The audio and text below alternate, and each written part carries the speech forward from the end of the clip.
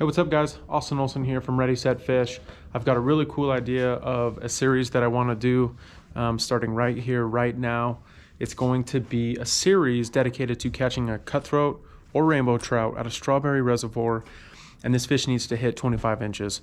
So I'm calling this series The Hunt for 25. I'm excited to get started on it. I've caught some really nice fish out of Strawberry over my lifetime really, but I've never been able to hit that 25-inch number. So it's definitely going to be a challenge for me. I've had some fish over 24 inches, so I just need to get that other inch and get this out of the way. I'm really excited for it because I want to try some different techniques. I want to try maybe some different parts of the reservoir that I don't typically fish. So, I'm looking forward to kind of learning and bringing you guys along, and, maybe there's something that you guys can take out of it and apply to your strategies on catching big fish. But anyways, I'm really excited to get this kicked off. For this first episode, I'm probably going to show you guys some gear here in a little bit, just to show you what I'm kind of fishing with for the ice fishing season. And I guess one other note is this series might not end during ice fishing season, right? It might kick over to the open water season, and if that's the case, then we can run and gun in the boat, which I think is a lot easier anyway. So let's get this thing kicked off. Let me show you some of the gear that I'm using for ice fishing, and let's go on that hunt for a 25-incher at a Strawberry Reservoir. All right, so first I want to show you my sled, kind of see what I'm rolling with this year. So here it is. I know I've got two sleds technically right here. I just barely bought this smaller orange one for when I take my family out, or friends that aren't ice fishermen and don't have the gear. This will make it a lot easier to pull everything out. So here's basically everything. We've got a rod box with a couple rods in it. Actually, it's a gun case, but it works out great. I switched to an electric auger. This one is, it's worked out really great. It's 8-inch. Love the thing. Obviously, I got a little shovel, little ice scooper. Over to the funner aspects of it. If you've followed my channel, I've got the Garmin Live Scope. Can't say enough good things about Garmin Live Scope. It's incredible. I can't even believe the level of detail this thing's got. But yeah, this is my Garmin Live Scope. I made this box for a couple different things, but let's open this bad boy up. This is where my screen goes. So here's the screen. It's actually a pretty big screen. It's a 12-inch, and that just kind of sets up on the top. Pull this out real quick, set it aside. Here's all the wiring for the unit. I've got a 30 amp hour battery in here from Amped Outdoors that works really great. Pretty lightweight battery. It'll run the Garmin for 10 plus hours. So that's been great. I've got the GLS 10 black box down here mounted to the unit so it doesn't sit and rattle around. And I mean, yeah, when I get out fishing, I basically pop my head on here and go to work. It works out really well. So let me hurry and get this out of the way, and we can check out some of the other toys. So up next, I don't fish with this nearly as much as I guess I could, but I've got a Markham Technologies underwater camera. Can't remember. Yeah, it's the VS 485. It's got a 50-foot cable on it. But yeah, it's been a great tool for me because I can pop that underwater camera down and kind of see the structure that I'm fishing.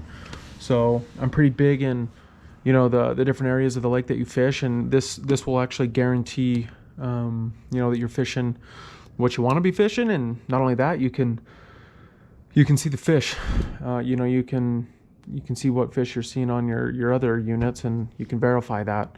On top of all of that, it's really fun to watch a fish come and grab your lure or bait or jig or whatever on an underwater camera. So I take this out on occasion.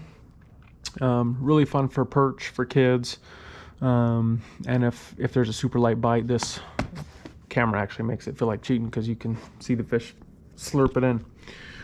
So take this out. I've got a box of all all my hard baits, jigging spoons and whatnot. Not that we need to really go into any of these, but yeah, I mean, some of these are for different things. These are for lake trout and kokanee. Again, lake trout lures. I've just got a lot of different jigging spoons in here, some perch jigging spoons. But yeah, I've always got this with me. Keep it handy for anything. This is the chair that I use. It works out great because I can store stuff in it, you know, kind of just like a 5-gallon bucket. But I've got all my plastics and whatnot in here. There's a lot of them, so you can never have enough tackle. Here's all my soft plastics for trout, typically. Yeah, I've just got a nice little array of different colors. This makes a world of difference when you're out trying to find finicky fish and trying different colors. This box right here is definitely something that I have to have with me at all times. Next up, I love tying and using marabou jigs, all different colors and sizes. It's just been kind of fun for me. Some of these are better looking than others. But yeah, I've had a lot of fun tying different kind of jigs and catching fish on them. A lot of whites, a lot of pinks, a lot of greens. Those ones are from shills, but always I recommend having marabou jigs. They do really well with trout. They can't stay off of them. Then outside of that, got a little box of some tubes. Got some swivels and bear hooks and stuff like that. Got a scale in here, tape measure, you name it. We've got something in here, and then I always have got something to kind of cook with. So yeah, that's the box that I'm using. All right, next let's check out the rods that I'm fishing with. So here's rod number 1. Actually, both rods are 36 inches, but this is the Royal Flush. It's made by Frostbite. You've probably heard of them. Yeah, I decided to pick up one of these rods for trout and perch, and I've actually really liked it. This 36 inch has got a really nice taper to it, so there's a lot of good bend in this rod when you're fighting a good fish. So that's rod number 1, and then my favorite rod is this tuned up custom rod Fusion. This thing is freaking awesome. I love this rod. Again, it's 36 inches long, so I've got a really good length for fighting fish and absorbing those head shakes.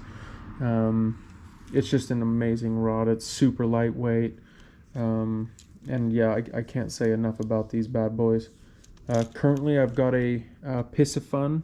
They're kind of a newer brand. Decided to buy a couple of these for ice fishing, so I wasn't putting more wear and tear on my Shimano really expensive reels. But these are the Carbon X series. Really great rods for, I think I paid $50 for it. Sorry, reels. I think I paid $50 for them. They have a pretty smooth drag system, which I definitely want and need, and they're super lightweight. So between all that makes a really nice jigging rod for ice fishing.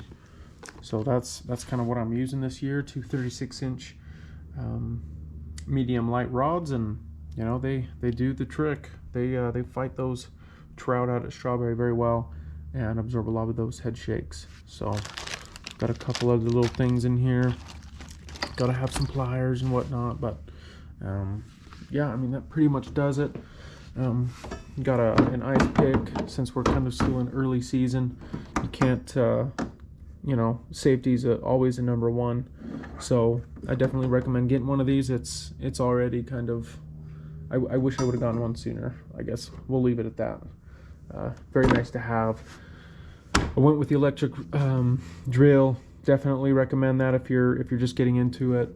Don't mess with all the gas and propane stuff. They for me anyway, they were a nightmare to mess around with every year in between the off seasons. So decided to go with an electric system, and I've got a DeWalt drill that runs this bad boy, and it flies through the ice. So nothing but good things for me.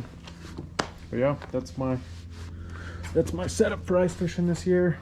If you've got any questions, any recommendations on something that I need to put in here or something I should consider, you know, buying and getting, definitely leave a comment below and